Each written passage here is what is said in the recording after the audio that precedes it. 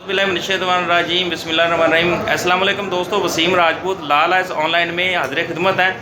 आज का जो टॉपिक है हम लाहौर बार के मायन कानूनदान senior advocate Lahore high court जनाब और ex secretary library secretary Lahore bar जनाब शेख राशिद साहब से हम डिस्कशन करेंगे कि 12(2) जो है वो रेंट के केसेस में रेंट कोर्ट में आया कि 12(2) की जो एप्लीकेशन वो अट्रैक्टेबल है या नहीं, आया कि वो दी जा सकती है क्योंकि वो स्पेशल लॉ है। उस बारे में हम राशिद साहब से पूछेंगे, उनसे रिक्वेस्ट करेंगे कि वो हमें नाजरीन को बताएंगे 12(2) रेंट के केसेस में दी जा सकती है या नहीं। जनाब शेख राशिद साहब। जी ब्रदर, जहाँ तक 12(2) CPC का ताल्लुक़ है, ये एक एप्लीकेशन है। इस बार इसकी डिफरेंट जो कोर्स में डिफरेंट इसकी इंटरप्रिटेशन जो है वो की गई है, लेकिन CPC स्पेशल लॉ में भी एप्लीकेबल है।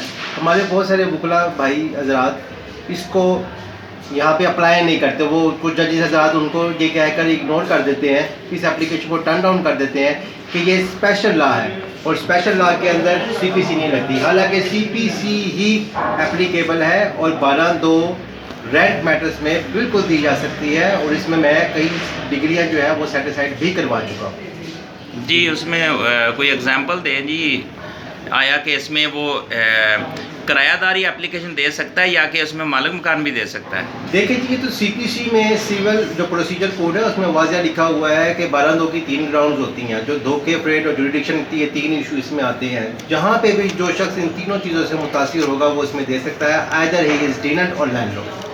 तो इसमें ये 12(2) इसमें कैसे बनती है? एक मालिक है प्रॉपर्टी का, तो वो उसने तो किराएदार के खिलाफ करनी ही करनी है। नहीं, देखें, ये है सिविल प्रोसीजर कोड।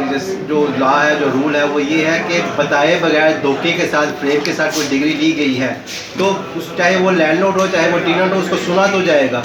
सुना जाने के बाद वो अगर हक पर बनता है, उसका राइट बनता है, वो स्टैब्लिश हो जाएगा, अदरवाइज उसको डिक्लाइन कर दिया जाएगा।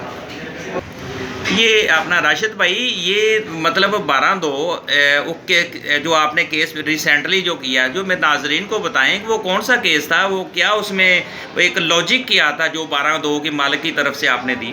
लॉजिक देखो ये बनती है कि मेरा जो क्लाइंट है वो ओवरसीज पाकिस्तानी था। वो 15 साल बाद बाहर से जब वो पाकिस्तान आया उसको जी वो चूँकि ओवरसीज में मेरा क्लाइंट ओवरसीज पाकिस्तानी था। जब उसको पता चला कि यहाँ पे किसी 2 नंबर शख्स ने 2 नंबर पेपर बनाकर मेरे किराएदार को बेदखली का नोटिस दिया हुआ, मेरे इल्म में आया, मैं पाकिस्तान में आया, फिर मैंने आकर 12(2) की एप्लीकेशन दी जो कि एक्सेप्ट हुई। लेकिन यहाँ पे एक बात इंतहाई काबिल ज़िक्र है कि 12(2) हमेशा से फाइनल ऑर्डर के अगेंस्ट दी जाएगी। अगर तो ये चल रहा था रेंट कोर्ट में तो वहाँ पर दी जाएगी, अगर रेंट कोर्ट के बाद मैटर जो है वो ASA साहब के पास चला गया है तो वहाँ पे दी जाएगी, अगर हाई कोर्ट में है तो फिर 12(2) हाई कोर्ट में दी जाएगी। तो 12(2) हमेशा से फाइनल डिग्री, फाइनल ऑर्डर के अगेंस्ट लास्ट कोर्ट में दी जाती है। तो वो आपको मिल गया फिर? जी बिल्कुल जी, वो डिग्री सेटिस्फाइड होगी। अभी मैटर पेंडिंग है लेकिन हमारी पता हो गई है कि उनकी डिग्री सेटिस्फाइड हो गई है। जो वो हमारी जगह अपने नाम लगवाना चाह रहे थे, कोर्ट से मैटर को कंसील करके after licking the dust in the eyes of the court, वो हमने मैटर सारा रोक दिया। Thank you very much sir, thank you.